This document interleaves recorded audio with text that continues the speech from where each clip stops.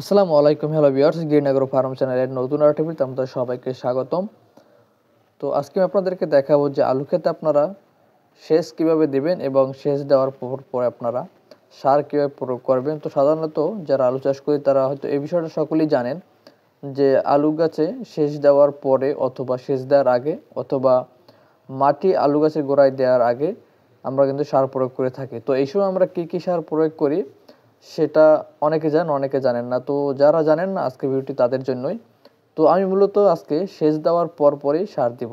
তো এখানে সেচ দেওয়ার পর আমি কি সার দিব সেটাই আজকে আপনাদের মাঝে শেয়ার করব, এবং সার দেওয়ার পদ্ধতিটা কি, আমরা কী রকমের কী নিয়মে আমরা সারটা প্রয়োগ করে থাকি। তো আজকে থাকছে এ বিষয় নিয়ে বিস্তারিত ভিডিও।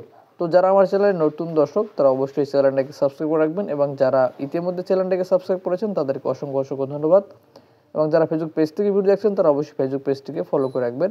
তো এছাড়াও আমি আলু ক্ষেত বিষয় এবং আলু গাছ নিয়ে, আলুর বিভিন্ন রোগ নিয়ে, সবথেকে বিশেষ করে আলু গাছের যে পাতা কুঁকড়ানো রোগটা সে বিষয় নিয়ে ভিডিও আপলোড দিয়েছি, আপনারা চাইলে সেই ভিডিওগুলো দেখে আসতে পারেন।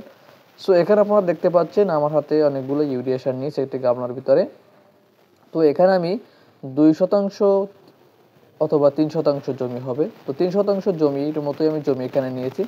তো 3% জমিতে আমি কতটুকু পরিমাণ ইউরিয়া সার প্রয়োগ করবো সেটা আজকে আপনাদের মাঝে শেয়ার করতে যাচ্ছি। তো 3% জমিতে এখানে আমি 2 কেজির মতো ইউরিয়া সার নিয়েছি। তো ইউরিয়া সারটা আমি সম্পূর্ণভাবে আমরা জমিতে যে রকমের ধানের জমিতে ছিটিয়ে দিই আমরা ঠিক সেরকমভাবেই ধানের জমিতে ছিটানোর মতো করে আমরা আলু ক্ষেতেও ছিটিয়ে দেব। তো এরকম করে আমি সম্পূর্ণ সারগুলোকে আমার টোটাল জমিতে আমি ছিটিয়ে দেব। তো এখানে আপনারা দেখতে পাচ্ছেন যে আলু গাছে যে পানির যে পরিমাণটা সেটা কিন্তু আপনার যে আলুর যে সারি আছে বা কান্দা যেটাই বলেন ওটার কিন্তু মুখে মুখে দিতে হবে। তো অর্থাৎ 3/2 পানিতে আপনারা চুবিয়ে দেবেন। তো তাহলে কিন্তু আলু গাছ দ্রুত বেড়ে উঠবে এবং সার দিলে কিন্তু ভালো কাজ করবে। তো আপনারা কিন্তু এই পদ্ধতিতে আপনারা কিন্তু সারটা প্রয়োগ করতে পারেন। তো এছাড়াও আপনারা যদি আলু গাছের গোড়ায় মাটি তোলার আগে কিন্তু সার প্রয়োগ করে তারপরে মাটি তুলে সেচ দিতে পারেন, আপনারা সেচটা ফলো করতে পারেন। তো আপনারা দেখতে পাচ্ছেন আমি কিন্তু আলু গাছের কান্দার ঠিক 3/2 আমি কিন্তু পানি দিয়ে বুড়িয়ে দিচ্ছি। তো আপনাদের জমি যদি বেশি বালু মাটি হয়ে থাকে তো সেক্ষেত্রে পানি বেশি দিলে কোনো সমস্যা নাই। যদি আপনাদের জমিটা যদি বেশি বালুমুক্ত না হয়ে থাকে সেক্ষেত্রে আপনার পানির পরিমাণটা একটু কম দিবেন। এবং আলু ক্ষেতে পানি দেওয়ার নিয়ম হচ্ছে 2 থেকে 3 সেচ। তো যদি আলু ক্ষেতে যদি পর্যাপ্ত পরিমাণে ত্বস থাকে তাহলে কিন্তু বেশি সেচ দেওয়ার কোনো দরকার নেই। আপনারা হয়তো জানেন যে আলু কিন্তু পচনশীল জিনিস, বেশি সেচ পেলে, বেশি পানি পাইলে কিন্তু আলু গাছ পচে যায়। তো এইভাবে আপনারা কিন্তু আলু গাছে সেচ দেবেন, এবার এরকম করে সার আপনারা দিয়ে দেবেন।